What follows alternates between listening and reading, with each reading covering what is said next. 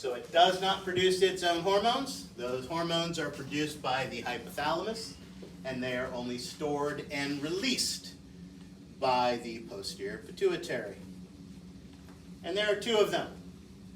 The first is one we've already talked about, antidiuretic hormone. What did we say the target of the antidiuretic hormone was? Kidney. Excellent. And what is its effect? What is its function? What does it tell the kidney to do?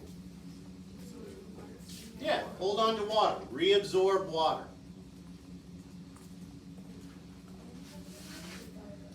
I'm sorry? We're talking about antidiuretic hormone. Antidiuretic hormone, right. If you need to lose water weight, right, or lower your blood pressure, you can take a diuretic, and that diuretic makes you lose water. This is an antidiuretic hormone. It tells your body to hold on to water, right? So you're reabsorbing more water in the kidney, right? That increases blood volume, it increases blood pressure, right? All those kind of things. That is its target, that is its effect. And how is it regulated? Neurally via the hypothalamus, exactly. All right, get how the game is played? Excellent, let's do one more. Oxytocin. What is the target of oxytocin?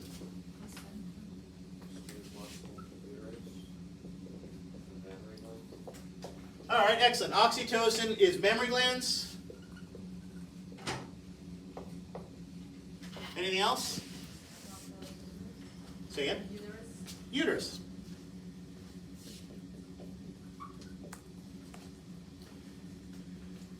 Two main targets. What does it tell the uterus to do? Contract, absolutely. This is part of that positive feedback mechanism we've talked about with giving birth. Baby's head down and face up, pushing against the cervix, and as it's pushing against the cervix, right, that causes a stretch. That stretch signal goes to the hypothalamus, which tells the posterior pituitary to release oxytocin, causing the uterus to contract, pushing baby harder against the cervix, stretching the cervix even more, sending a bigger signal to the hypothalamus, causing more oxytocin to be released, a more powerful contraction, right? That positive feedback is where we enhance the stimulus for what goal? Homeostasis, right? In this case, homeostasis is expulsion of the baby, right? Once baby's expulsed, the body is back in balance, right? Life is no longer in balance, but your body is back in balance. So that is that important function. What function does it have for the mammary glands? Not production, but right, milk release or milk letdown. Again, as we'll talk about in the reproductive system, it's a different hormone that is responsible for milk production. However, in anticipation of releasing that milk will be released from the glands into these large sinuses that make expression easier, so it's easier for the baby to drink. This is one of the huge advantages of breastfeeding, right? Not only does the baby get the passive immunity, but that same oxytocin that is helping in the milk letdown also still continues to cause contractions of the uterus, right? Why would we want the uterus to continue to contract? Shrink. Yeah, to shrink, right? That uterus in a female who has never been pregnant is about the size and the shape of a pear. After 40 weeks of growing a baby inside of it, is it still pear-shaped? In size? No, it is holding a basketball. So continued contractions can help them to facilitate a more rapid recovery from pregnancy by helping that uterus to contract. Do males have mammary glands? Yes. Yeah. Right. They're inactive, same as a female who's never been pregnant before.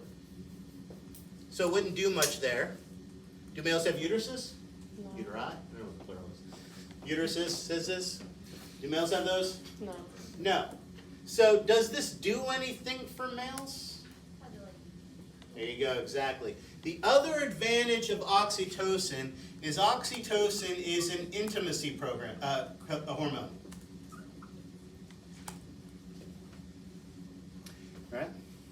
So absolutely, we talked about that, You are right, it is often referred to as the cuddle hormone. This is intimacy. And that is the other big advantage for mom and baby during breastfeeding. That skin-to-skin contact while they're breastfeeding helps to produce oxytocin. That helps in the bonding of the baby and the mom. Adoptive mothers, if they adopt infants, sometimes they will take hormones like oxytocin, and we haven't gotten to it yet. Anyone know what the hormone is that produces milk? Prolactin, right? They'll take those supplements to actually start to develop their mammary glands to be able to produce milk. Enough necessarily to sustain the baby?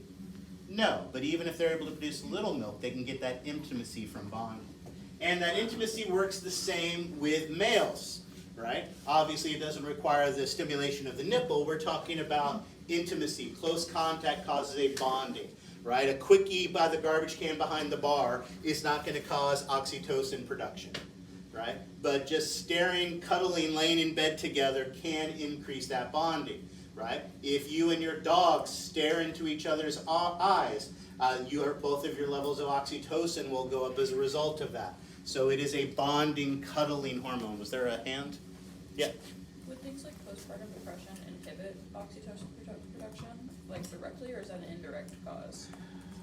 I don't know the causality. You are correct. One of the things associated with postpartum depression is a decrease in oxytocin levels, but I don't know if it's the decrease in oxytocin that causes postpartum depression, or if postpartum depression causes the decrease in oxytocin. So I don't know the causality of it. There's a correlation, but I don't know which causes which. Okay. All right, or if even they might not cause each other. It might just be a correlation. All right. Excellent. So yeah, it does serve a function in males as well. Is that one still early via hypothalamus? Well, that was my question for you. How is it regulated? Via the hypothalamus. There you go. Perfect. Because they're both from the posterior pituitary. All righty.